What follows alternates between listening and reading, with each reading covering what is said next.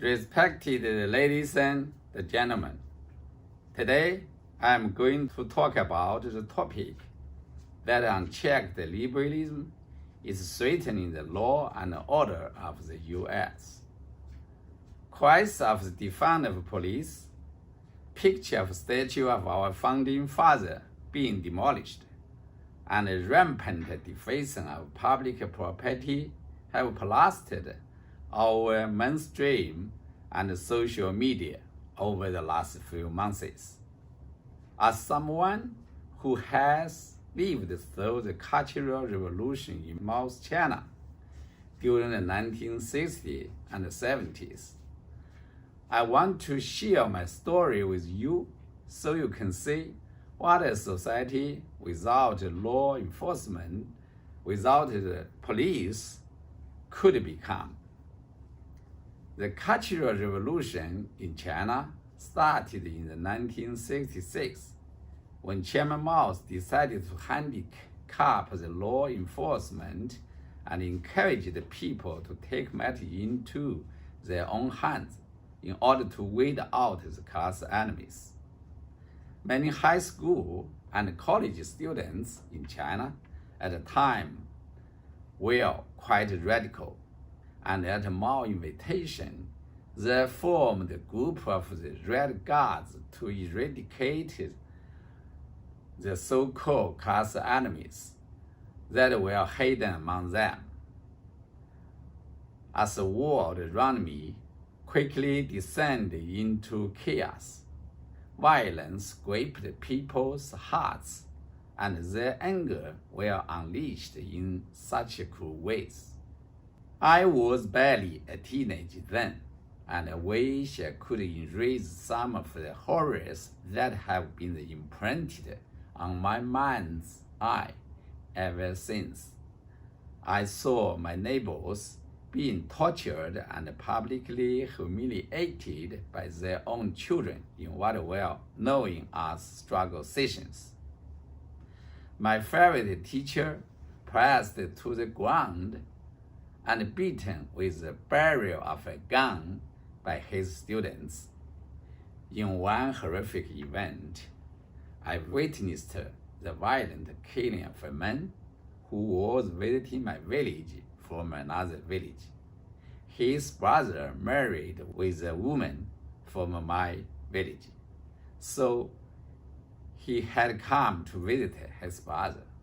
Unfortunately, people from my village thought he was anti-revolutionary, so they hunted him down and shot him dead.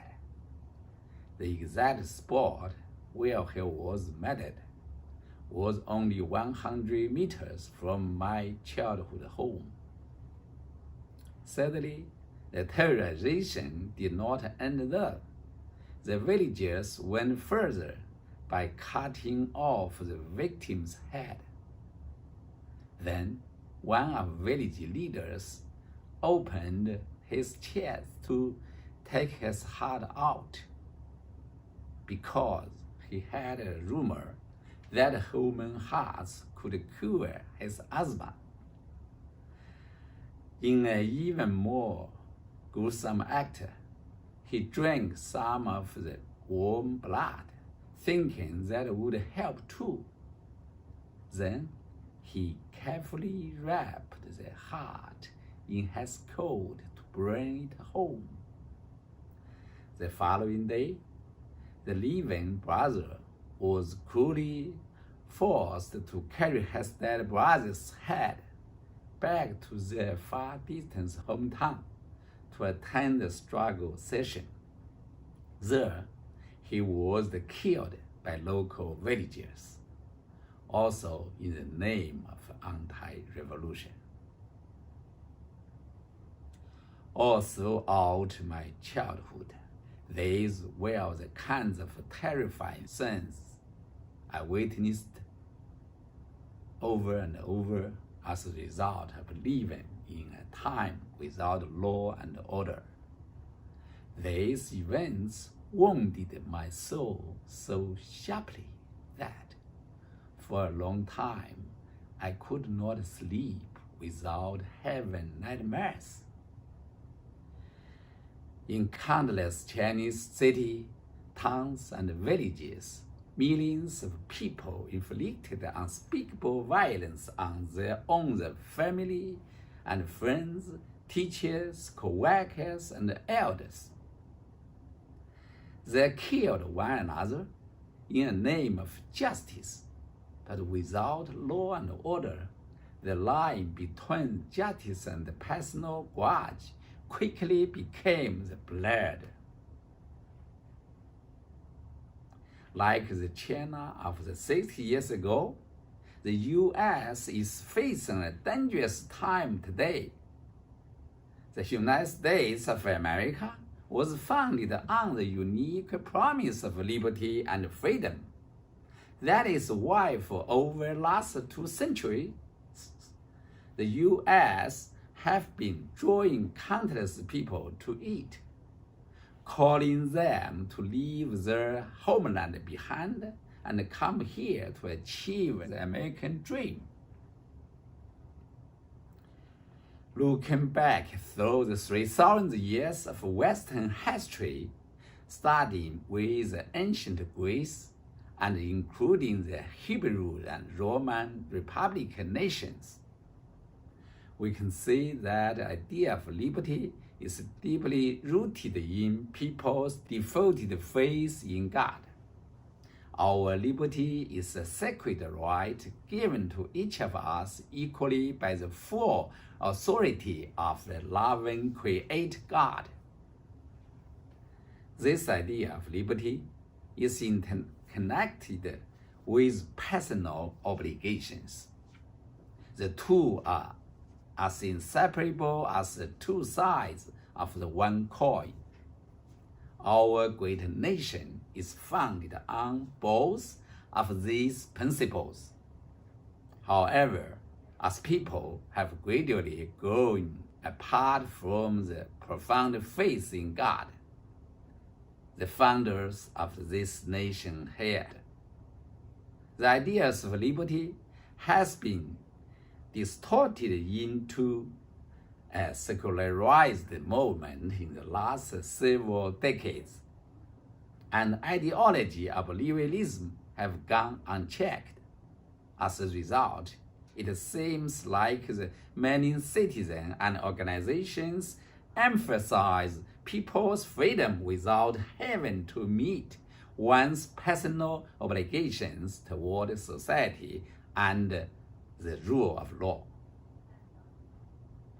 People used to think liberty meant having the freedom to say and do what they want, as long as it doesn't impede or invade another person's life or property.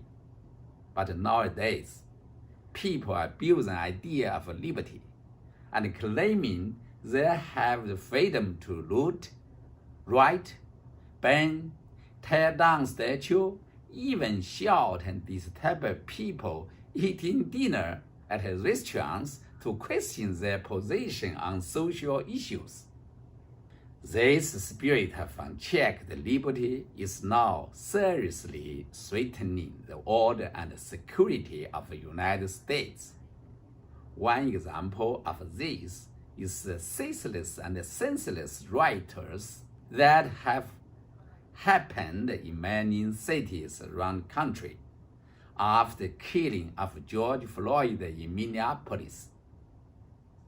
It is understandable and even worthy for so many people to protest the unfortunate killing of George Floyd by the police officer, because protesting is not only the proper display of American people's attention and dedication to every single individual rights to liberty bestowed upon each of us equally by God, but also it is within the bounds of rights to freely protest against the police abuse of power.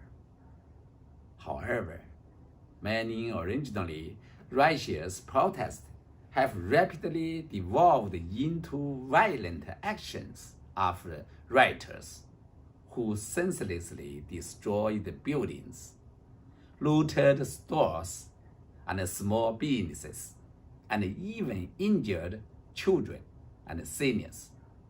Furthermore, rioters have torn down the statue of our founding fathers and other important leaders in our history, even those who fought voraciously for the rights of slaves and the immigrants. Ironically, the rioters that have taken place in many cities have been labeled as the tip of a spear for the Black Lives Matter movement and have been praised by the mass media and politicians who need the votes of Black Americans to survive and stay in power. Some politicians have even encouraged violent action, inciting rioters and Black Lives Matter supporters to occupy the downtowns of major cities such as Seattle, Portland, etc., and have even gone further by declaring their support for rioters' calls to defund the police. As I have said before, a society without law enforcement can be easily engulfed by mob violence and personal vengeance. The writing is already on the wall for those of us living in the U.S. today. I absolutely wonder why some people in the U.S. seem to want to go down a similar path as China did 60 years ago, with this wave of unchecked liberalism. I wonder why some mayors and even governors are so outspoken in their support of the occupation of their downtown public squares and the violent robberies and beatings of their fellow citizens. At times, I strongly doubt whether the U.S. is still the same U.S. that I had looked forward to retiring to ever since 1980s, when I had visited for the first time. Back then, I was deeply captivated by the U.S. secret belief in an idea of liberty, personal obligation, and law and order. I now wonder, is it still the country I've loved for almost 4 decades? Our founding fathers recognized that the right to protest the abuse of the law by individuals in power needed to be an invaluable part of a democratic process.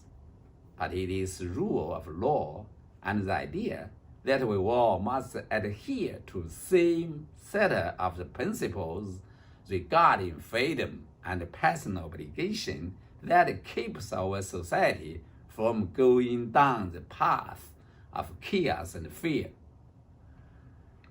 This beautiful country was founded on these principles, guided by the deep and profound faith in a loving Creator who values all of people.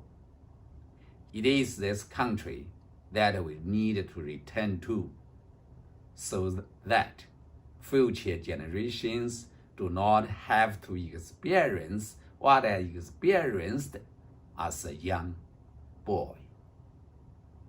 Thank you very much for your listening.